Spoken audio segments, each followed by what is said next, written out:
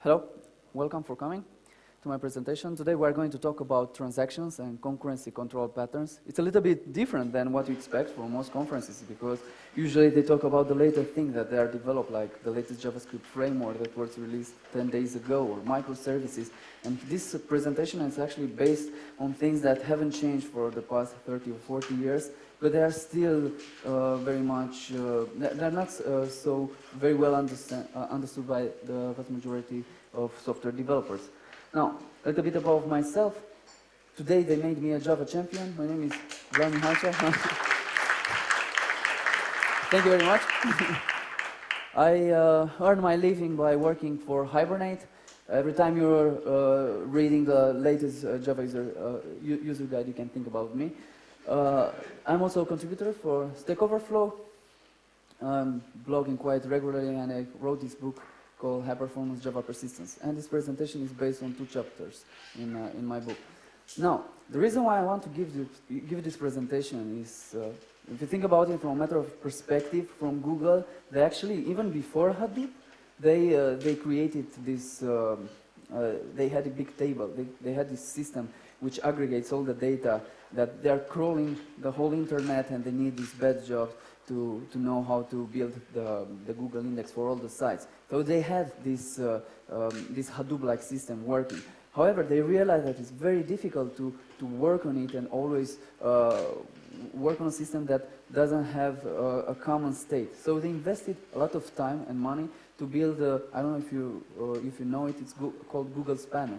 The Google Spanner, it's a globally distributed database. And in the research paper that they released afterward, they said that they believe it's easier for application developer to deal with performance problems that are due to the overuse of transaction instead of coding without having transaction. So if you think about it, if it's difficult for Google developers to work without transaction, probably it's very much difficult for everyone else. So that's the purpose of this presentation. Now, when you're working with relational database system, you have to think that transactions are everywhere, even if you don't declare them. The only difference is that if you declare them, then you know the boundaries. So the only thing that differs is the span or the scope of the transaction. If you declare where the transaction starts or where it ends, then you control how many statements are enrolled in the same transaction. Otherwise, you get an implicit mode, which is auto-commit, and every statement will be embedded in its own transaction. Now, from a bit of history, before ACID, there only used to be only 3 properties of database transaction: consistency, atomicity, and durability. Because isolation was not included in the beginning because they assumed that it's worth to only work in serializable mode. Now, to describe, we are going to describe each and every one of these properties. Atomicity is the simplest one of all. It groups all the statements in a single unit of work that either works or it fails. So it doesn't apply, either it applies all the changes or no change is going to be applied at all. Now, in order to have atomicity, you need to have the capability of rolling back changes. Without that, you cannot, you are going to break atomicity. And in order to have the ability to roll back, you have to prevent dirty writes. And as you will see later, a little bit later, every database has to do to provide at least protection against dirty writes. Even NoSQL system have to do this.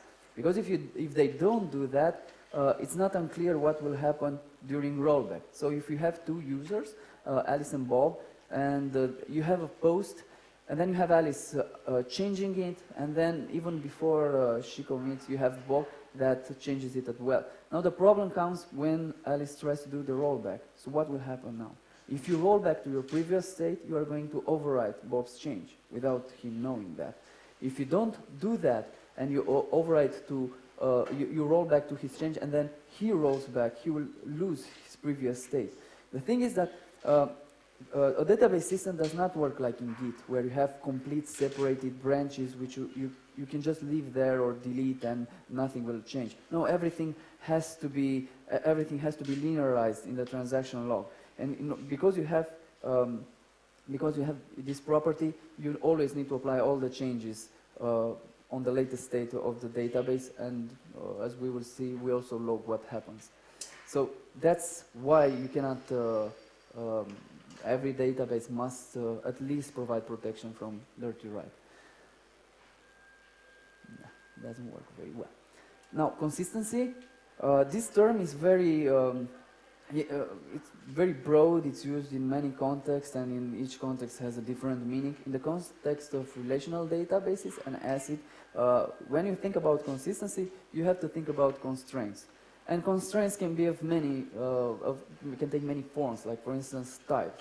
You cannot store an integer in a varchar column, or a date in a varchar column, or an integer. So you also have constraints for length, for not null constraints, unique constraints, foreign key constraints. So that's what consistency means in the context of ACIDs. And every transaction should move the database from one consistent state to the other. It cannot leave it in an intermediary state where, for instance, you have a child but the parent was not inserted, because that would break the foreign key constraint.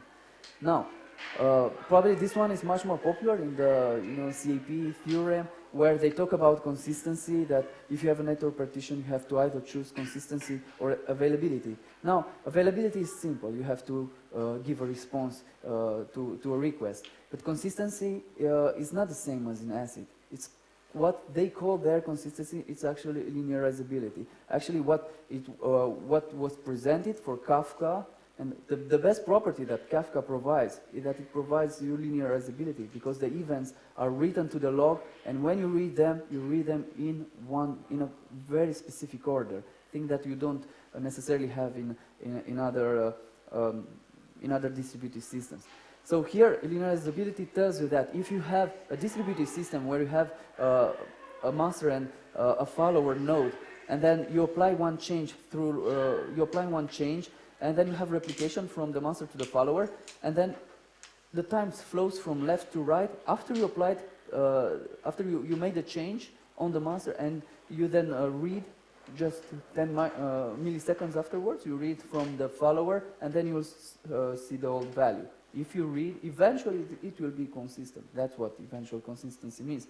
But that's not linearizable, because linearizable means that if you apply the change, you have, and you read it afterwards, you have someone else read it, they must always read the latest state. Do you know one keyword in Java which provides you linearizability? There is a keyword. How is it called? Yeah, you can also use serializable for that. And the other keyword? Volatile. Volatile gives you linearizability. And why? Because you have multiple, either you have multiple cores and you have multiple caches. And when you apply a change in one thread, you apply it to a cache. And then if some other thread reads it from a different core, a different cache in a different core, they will read other value. In order to push it to the main memory, you have to use volatile. That will give you linearizability. So that's what linearizability really means. Now, as we will see, serializable is one thing, linearizable is the other. If you combine them, you get strict serializability. And we'll discuss about that too. Now, the third one, which was initially attributed to transaction properties, is called durability, and it says that once you apply these changes and you commit, they must be permanent.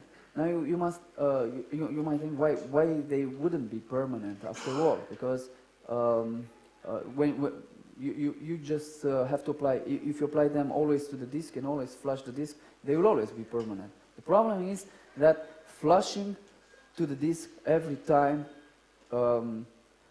different pages that are, for instance, data in a relational database is split either in tables or indexes. And those, for every, both tables and indexes use pages. That's the smallest unit database systems can read at a time. It cannot read 1 byte or 1 bit. It can read a page at a time. And once it reads, it caches it in memory.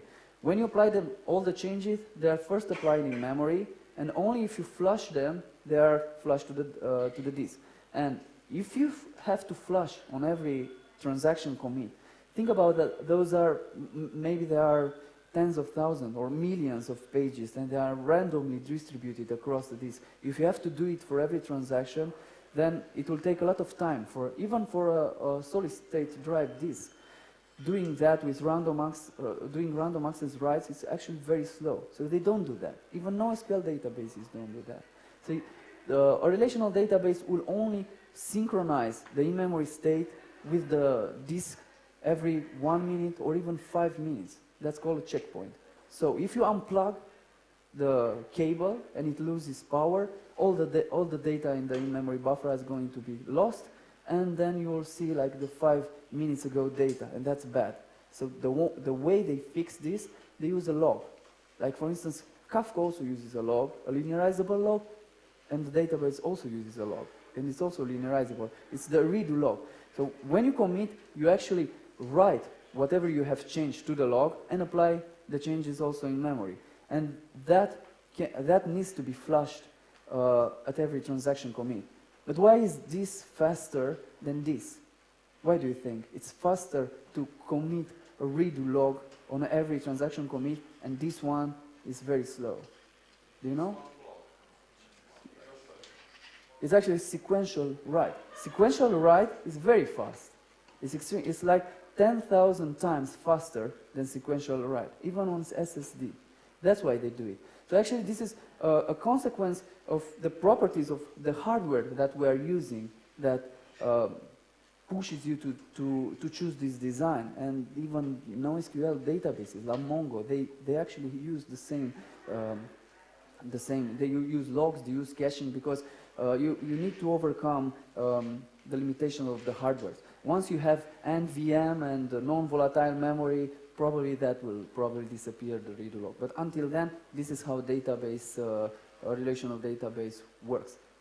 Now, in 92, that was in 86, the first SQL Standard that was released was in 86. Then in 92, they realized that if you always go on serializable, it's going to be slow. So they introduced this isolation level, they called. Actually, they choose the isolation to push it to have an acronym, because actually what it is concurrency control. But they already took that. So now, before introducing it, as I said, everything was happening, all the transactions were happening in serializable mode. So what does it mean? Serializable means that you can interleave reads and writes in such a way that you get the outcome is equivalent to 1, because there can be multiple ways of interleaving, but it must be equivalent to 1 serial execution. That's what serializable means. And as we will see, it's not intuitive, because people, when they think about a very distinct flow of time that's linearizable. But actually, serializability doesn't imply linearizability. So we will see what problem that might occur from that.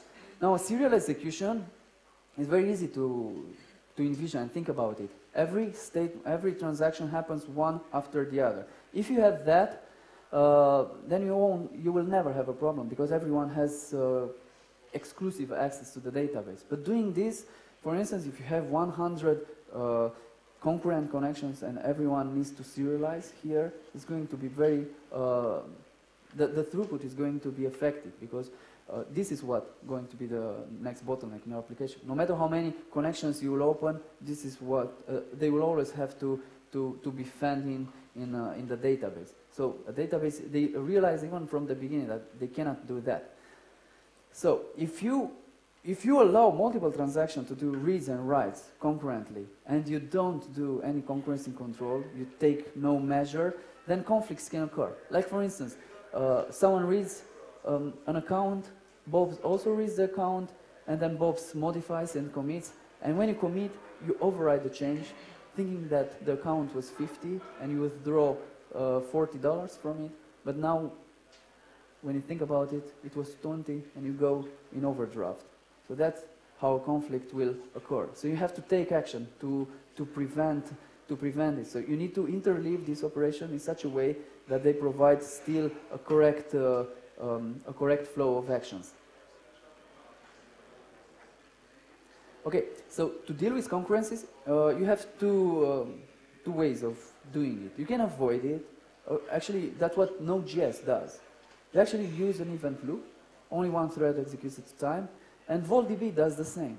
The reason why they do it, because VoltDB is only an in-memory database, and when you have all the data in memory, all the operations that you are going to do are very, very fast compared to the disk. So they don't flush to disk every time.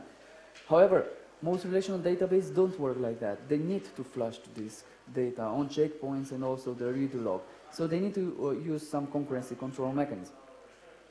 And there are actually two classes of concurrency control mechanisms for databases. The oldest one and the easiest one to implement is called two-phase locking.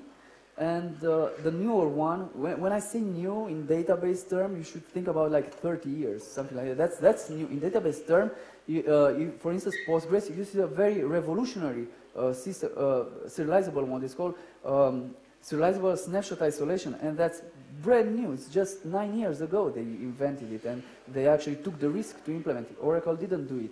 So unlike, for instance, front-end development, where the half-life for JavaScript frameworks is like, I don't know, 2-3 days, in database terms, things are based on research papers, and actually they last. They last, for instance, SQL, that they're even NoSQL databases use SQL nowadays. Even Kafka created a Q SQL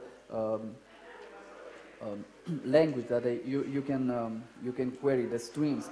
That's 40 years ago. They invented it, and it just stays. Now, no matter what, either if you're using two-phase locking or MVCC, you are always going to use some locks. The thing is that MVCC uses less locks than two-phase locking. And there are actually two classes of locks that you can use. You can have shared locks or read locks and write locks, which are exclusive locks. Do you have also in Java this? Do you know? How are they called? Read-write lock. They are in Java util concurrent. You also have that as well. Okay, now two-phase locking is the simplest one, and to implement you have to do it like that. If you read something, you take a shared lock, and a shared lock will block the acquisition of any exclusive lock, but it will allow you to acquire a shared lock. Why? Because if nobody modifies it, I can allow others to read the same value because it's already protected. And the write lock, once you modify it but didn't commit it, you prevent any read lock from being acquired. But that's the biggest problem, because if I have a transaction that modifies a record and it doesn't commit in 1 minute, that means nobody can read that value in 1 minute, and that will affect scalability a lot. So that was the problem with two-phase locking. Initially, that was what they considered for implementing serializability, because it's both the easiest, and if you use two-phase locking, it also provides you linearizability. However, the cost of locking is expressed by Amdahl's law. You know this Amdahl's law? Have you ever heard about it? Actually, this is a generalization of this theorem, universal scalability law, which tells you that according to Amdahl's law, you have infinite scalability. The scalability is affected by the portion of serial execution, but you still have infinite scalability, which is not true. In a fixed system, if you create more threads in a JVM, the more threads you create, until you pass over a threshold, actually the performance is going to be worse. And the difference between the universal scalability law and Amdahl's law is that this one takes also the coherency cost into consideration.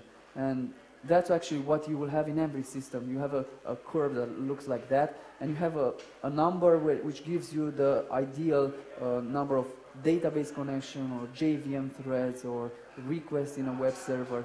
And if you pass that, actually the cost of concurrency is going to be higher than using less connections. So because of that, and thinking about, in 1981, they said when they defined ACID, they said that the largest system used only 10,000 terminals, because back then they used to have COBOLs with terminals and mainframes, and 100 active transactions at any instant. Actually, even on your laptop, you can do way better than that nowadays. So challenges have changed.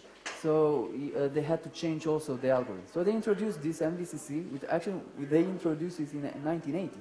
And initially there was Oracle who implemented it, and Postgres, and afterwards also MySQL with InnoDB.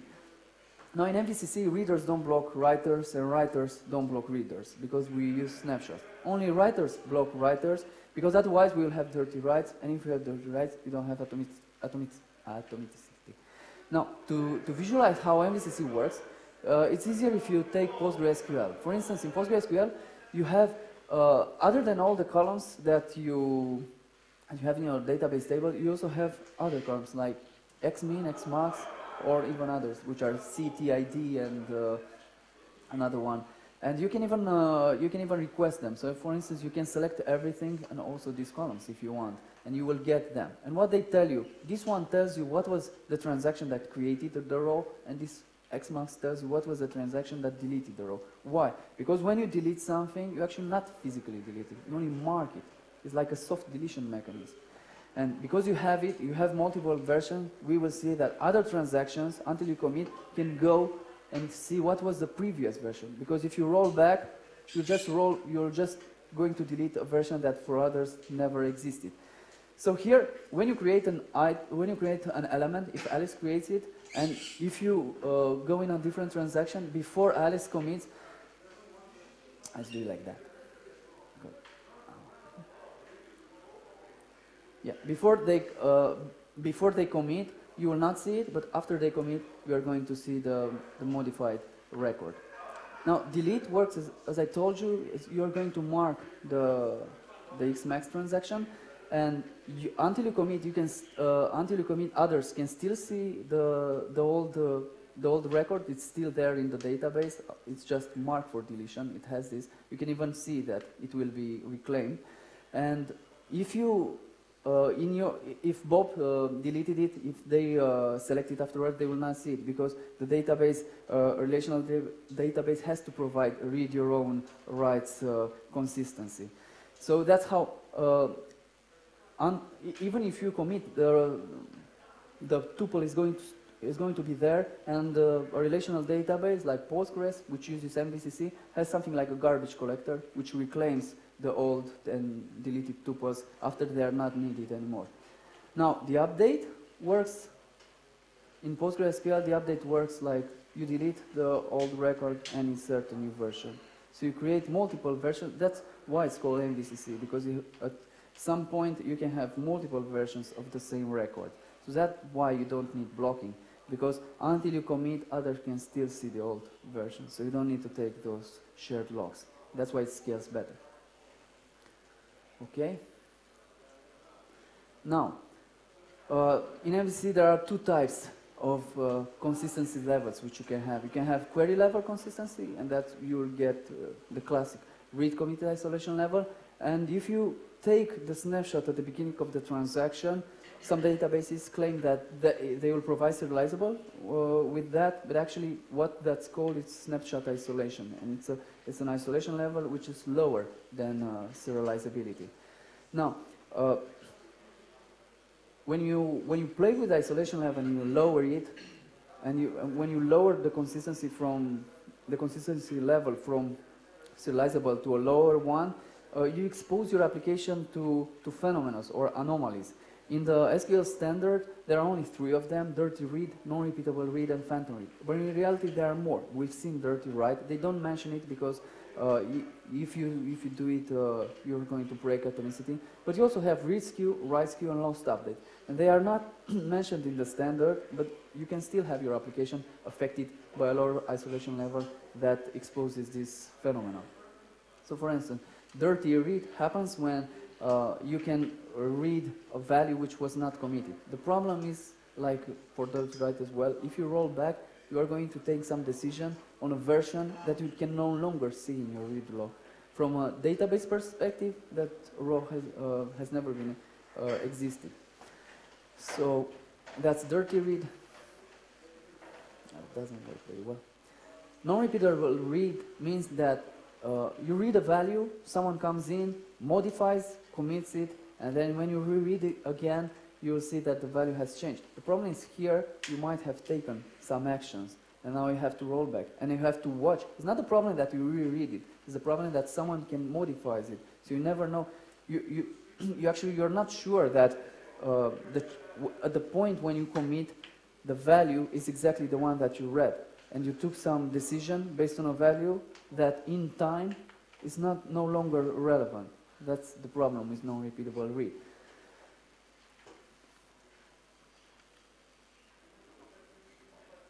Oh, it doesn't see on the monitor. It should see some highlighting here. The phantom read is actually a non-repeatable read phenomena which spans over to multiple rows. So you have a predicate, you have a predicate over multiple rows. So here, if I select all the comments from a post, I can see initially that there are only 3, and someone comes in, inserts a new one, and if I requery it, I can see it's 4. So actually, it's the same thing. So instead of protecting only one tuple, now I protect a range, the result of an SQL query. Now, read skew, that's not mentioned in the standard. When you have read skew and write skew, you have to take into consideration 2 tuples. Here we have post and the post details, which marks who made that modification. So in our system, we have to make sure that these 2 are always updated at once. So we have Alice who wants to read both of them, but in between reading the post and the post details, Bob scans, modifies both of them, commits the transaction. So by the time I read the post details, I read the value of post with transaction, which was written by Bob. But this combination has never existed. So you interleave the operation, the read and the write, in a non-serializable way. And that can all, the reason they don't mention it in the standard, because the standard assumes two-phase locking. And in two-phase locking, you'll never get that. Because once you take a shared lock on post, this cannot happen. This blocks.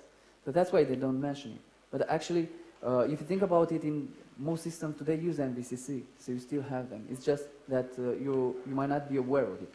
Write skew is the same thing, but today, in this example, both Alice and Bob are going to read both records. And now, I need to modify the post, but the value previously was written also by me, so I don't have to update that row. So I only update the post. And then Alice wants to also save the value of the post, but the value of the post was exactly the same that you sent from the web request. So she only modifies the post details. So now I have a combination of 2 that never existed. The value of acid was written by Alice that never existed. It was actually written by Bob. That's what write skew really means. So you have, if you need to guard 2 items that need to be in sync, this can, write skew can affect you. Now the last one, it's called it's a lost update. It's the one that we've seen previously in the slide with conflict. You read a value and someone comes in, modifies, commit it, and when you update it, thinking about the value hasn't changed, you overwrite that tuple without knowing that the record was inserted. So you can think about it. It's like when you go to on online store, want to order a laptop, it's it's Black Friday, it's $1,000. You click it to buy it, and in between, it changes the price to $2,000. It will take you more money, and then when it comes and you'll go to the bank, you will see that you actually paid more, and you don't want to do that. That's what a lost update would mean. Okay, now, actually it's not... when you think about these anomalies, you understand how they work, but the thing that things are not necessarily linearizable can actually lead to some problems. And we will see an example here. Assuming we have a system where you have employees, and for instance, Alice is the CEO and she wants to apply a raise. And in between, Bob, working from Hasher, also wants to hire a new employee. Now, the budget is 100,000 and currently it's 90,000. So if I do the select and Bob tries to come in and tries to insert a new record, it will block because of two-phase locking. So only if I take the lock, if Alice took the lock, this one will block until it times out, if the times flows like that. So this anomaly cannot happen. In MVCC, because we don't take locks, both can read the value. First who comes is served. Bob comes in, does the... Oh no, that was in... 1 second. Oh, it didn't change it. That is MVCC. Bob comes in, applies the change, commits, and then when you try to do the update, because the the value has changed, the predicate has changed, you are going to, in MVCC, it's the first one who does the modification is allowed. That's why it's called optimistic locking. You assume that things are not going to be changed. But if they change, you are going to get a rollback because the flow is not serializable anymore. Now, that happens when both selects and reads the data. Now, there's another problem. Here is PostgreSQL. Alice reads, Bobs comes in, inserts, and then you update, and it works. Does this break serializability, do you think, or not? Is this serializable or not? Because here, if you take a look, both inserted it. The budget now is above 100,000. So if you're using PostgreSQL with serializable, and you have this task, you code it like that, and it will not work. Is it a bug or not? What do you think? No, it's not. It's not a bug from a database perspective, because you can actually, if you play with the definition of serializability, this one is correct. It's not strictly serializable. So it's not linearizable, but it is serializable. Why? Because from database perspective, this transaction does not care what the value was before. So either it could have been before or after. It can reorder. So if it reorders afterwards, then Alice would have been updated and the insert would work. So it's equivalent to a serial execution, because this one can work. A serial execution would be like Alice executes first and then Bobs comes in. So that's a serial execution. So it's equivalent to a serial execution, but it's not equivalent to a linearizable execution. So that you have to understand that's how serializable works. It can be equivalent to a serial execution that actually breaks your flow.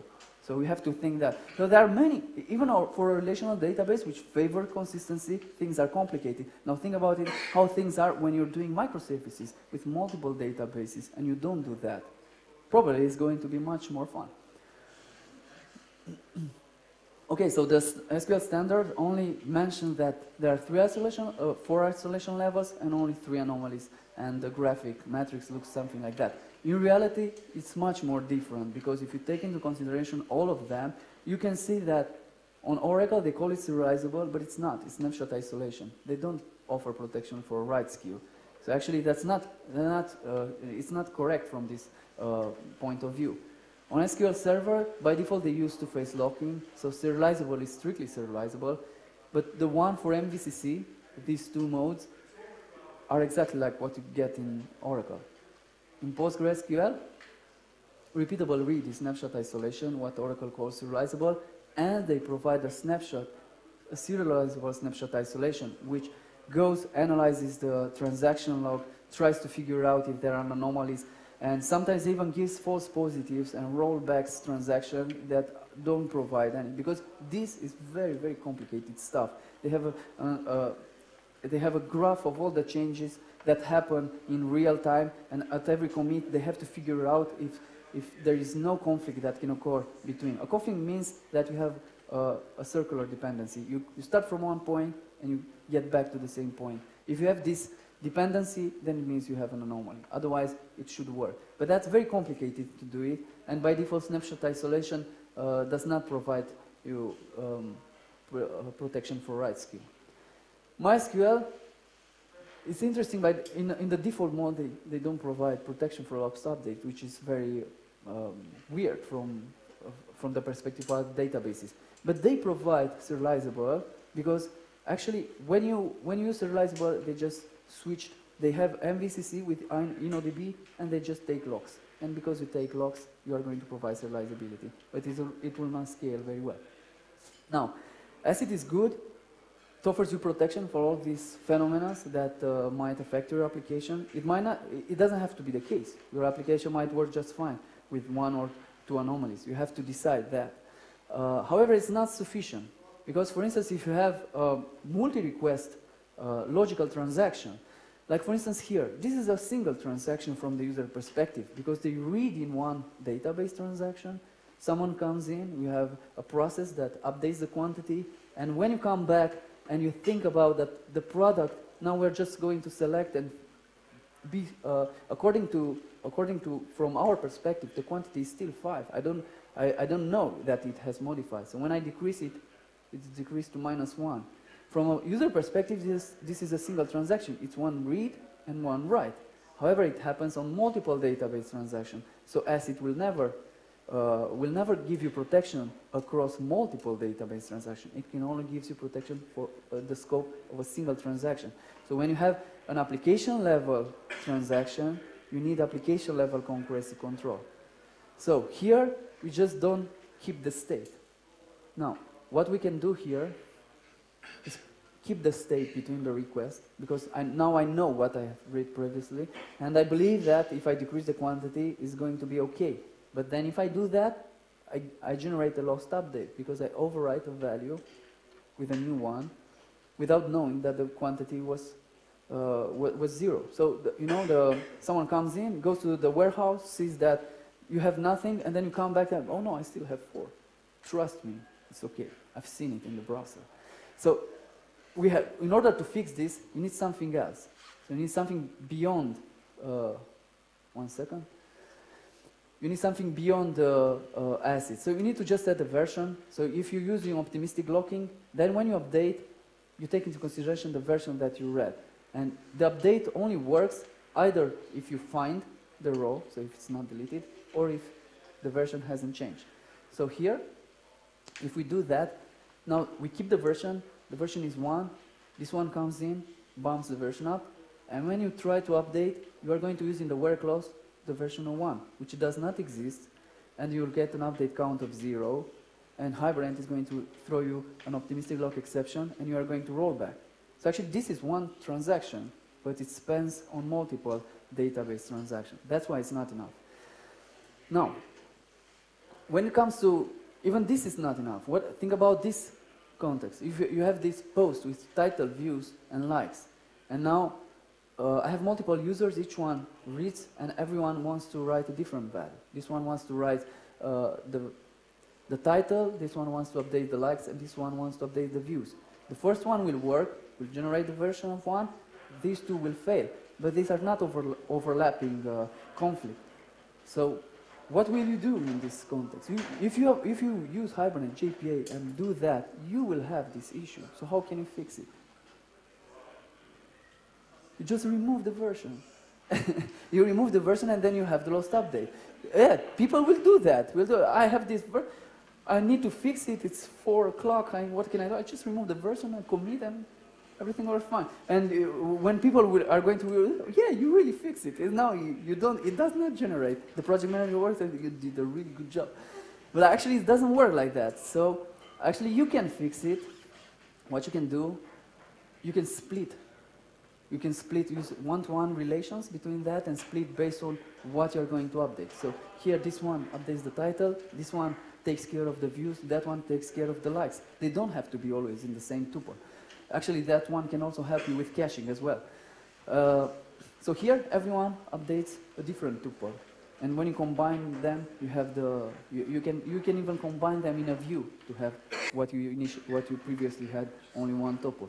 So that can be one change that you can do, and that will work just fine with any JPA. Or if you use Hibernate, you can use this Hibernate-specific optimistic locking, dirty optimistic concurrency control mode, which does not require any version anymore, because now when you do the update, you are going to take into consideration the previous value of the property that you changed. So here, when we update title, we take into consideration the previous state. And the same for views, and the same for likes. And that will work, because the update is not going to update all the columns. It's going to update only the columns that you modified and take into consideration their previous state. So that's how you can easily fix it.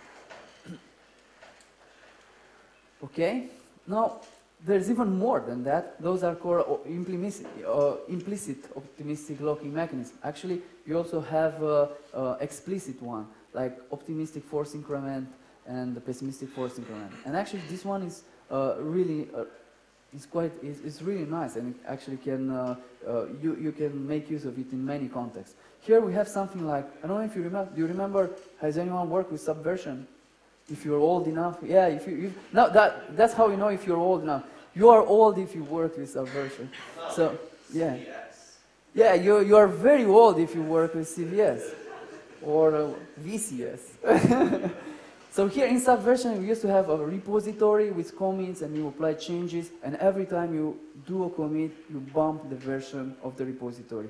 So in order to have that, we have to change the version of the repository, but the repository does not change. Only the commit is added. So how can we do that? You read the repository, but you read it with optimistic force increment with this JPA lock mode type. So when you do the modification, you apply the commits. After the commit is done, the version is updated of the repository. So if someone wants to do the same, they will get a conflict, so they will have to check out to update the repository, do the merges, and then they can commit. So actually, that's the only way to change the version of an entity if the entity hasn't changed.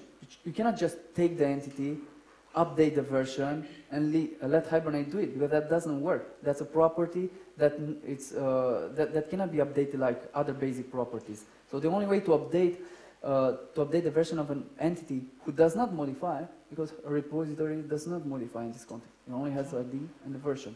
Is to use optimistic force increment. Okay, so that's pretty much it. My book, if you're interested, is also on Black Friday. Like I couldn't resist it. Now, if you have questions, you can answer here, or if you're shy, you can answer on the hall. But you don't have to be shy. Sorry. No way. Shandor. Yeah. Yes. No. Actually, you know, JPA is nice. You know, it's a standard. Actually, in reality, you need more than JPA. Actually, JPA is somewhere like 3-4 years. Yeah, it's stuck in time. So if you want to live in the future and see how JPA 4.0 is going to look like, just take the latest Hibernate, and that's how it's going to look like. Or actually, even probably it's going to have even more features. That's the annotation. Actually, this annotation, not only that it provides, in order to use that, you also have to use dynamic updates. And that's also interesting, because by default, you are going to update all the columns. And that can affect your replication, that can affect, it can affect you if you have default values, or, for instance, those values have to be replicated on other, and the log is going to increase larger. So depending on how many columns you are going to have, if you have many columns, using dynamic updates, even without this one, is going to be a good thing. So actually, that's nice about Hibernate. You can customize, if you know how, you can customize it any way you like. You can even switch the way they do insert, updates, deletes, and stuff like that. It's very flexible. Of course, it's not very easy to customize it, but actually, if you read the user guide, it's not very long, like it's the equivalent of 400 pages. And if you read it all, you are going to understand and know all these little tricks. But using it without knowing how it works, that's gambling, you know? You are going to take very, very big risks. What are the best option for optimistic, for version type? That's a very good question, sorry. You have two options. You can use a logical clock. A logical clock is a number that's incremented, or you can use a physical clock, a timestamp. Using a timestamp is always a bad idea. Why? Because using the times flows from old to new only for humans. For computers, it does not work like that. They have a quartz which oscillates on an ideal frequency, but it's either above or below. So what happens? The time will just drift over time. So you have the network time protocol, which comes in, and in a network, it will try to make all the computers agree on the same time. So if the time flows slower, it will just update it in time. It's not bad. The problem comes when the time flows faster. So you update something, and then you take the clock back, and then the new update comes in, and it's in the past. So that's why it's bad. And also it's bad if the database does not give you the granularity for time. For instance, until MySQL 5.6 something, the granularity for timestamp was 1 second, not 1 microsecond, 1 second. So in 1 second, you could only update only one entity, which is bad.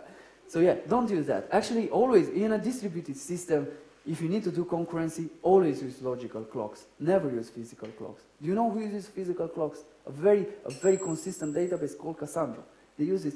They use physical clocks, and actually they also have multi-writes on multiple nodes. And you know how that works? The last one wins. So that's consistent. That's very strong consistency. It's consistency from if you think about linearizability, yeah, that's true, but it's not consistent from the database perspective. So you have to also think about what those terms really mean. If you believe that the database you are using works as expected, you can go to that Jepson site. You know Jepson or Afir? There's one guy, Kyle Kingsbury, who just tests. He has a framework which tests all the systems to see if they do what they expected. And I think that only 1 or 2 databases passed that test. I think that MongoDB passed it like 1 year ago. So actually it's true that it takes 10 years to build a solid database. Before it was, you know, like WebSphere. For the ID? Yeah, which is the best number. The number is very good if you, for instance, if you're using MySQL. It's very good because in MySQL you have clustered indexes, and then all the secondary index point to the cluster index. A cluster index means that all the table is actually an index. Everything. So the data is actually in the leaf of the B3 index. If you're using a type which is very long, the index is going to be, it will take a lot of space. So for instance, instead of using 4 bytes or 8 bytes, you're using something like a vehicle identification number which has 17 alphanumeric characters, and that will take 17 bytes. So that's actually 4 times larger. So if the index takes you 2 gigabytes, it will take you 8 gigabytes. And then all the secondary indexes are going to take more and more. So that's why you need to take very compact. And also generating the auto-incremented value is very efficient for identity or sequence. Yeah, but that's always a problem because you have a cluster of databases. It's not guaranteed that things are going to be linearizable.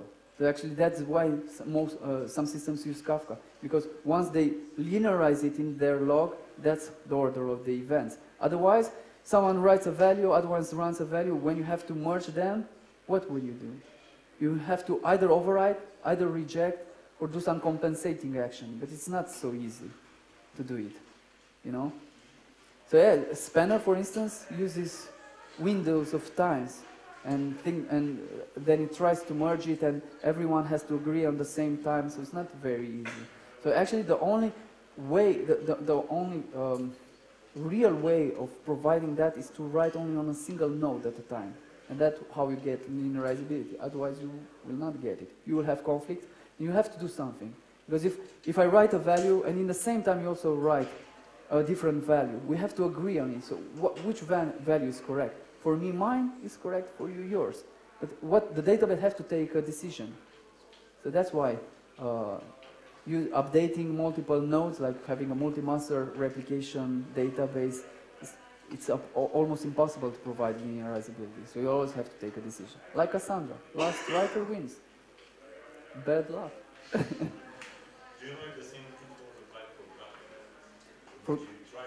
I haven't tried that. They are very narrow niche graph database. I mean, think about it, Facebook or Twitter, which actually have the largest social networks, and they are actually the best candidates for using a graph database. Do you know what they use? MySQL, because it's web scale. Right? Yeah, they don't use the same MySQL you download over on the site. Actually, they have their own version of MySQL. They actually hire developers to write the kernel for MySQL, and they don't even use DB. They use MyRocks, but it's still MySQL because it scales easier. I'm not sure. There are people who have used Neo4j, but I'm not sure how that works. Well, it's still a very small niche. Yeah, depending on the use cases, it can be useful, but I'm not sure how that will really scale compared to other solutions. Because MySQL, even if it lacks a lot of features, it scales really well. Actually, scaling and replicating from one node to the other is very complicated. It's a very complicated stuff. It took years for it to work properly, even in PostgreSQL. It took a lot of time, and they had a lot of bugs, and sometimes they will still have bugs. This is a very, very complicated thing to do. So yeah, doing it in a different database, there are always compromises that will have, and there are always bugs that will cripple the. And like I say this every time, once you take a framework or a database, their problems becomes your problem. They're not their problem. Yeah, of course they're the problem, but they are also yours. You inherit everything. You have a very large baggage there. So you think, oh, I'm just going there and say, you have to fix it. Yeah, if I have time. Now it's your problem. You have to send me a pull request to integrate it. Oh no. So, other questions?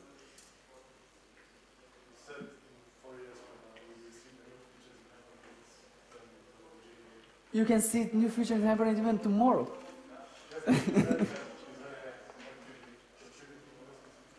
If they don't, as long as they pay us, it will be very active. Yeah.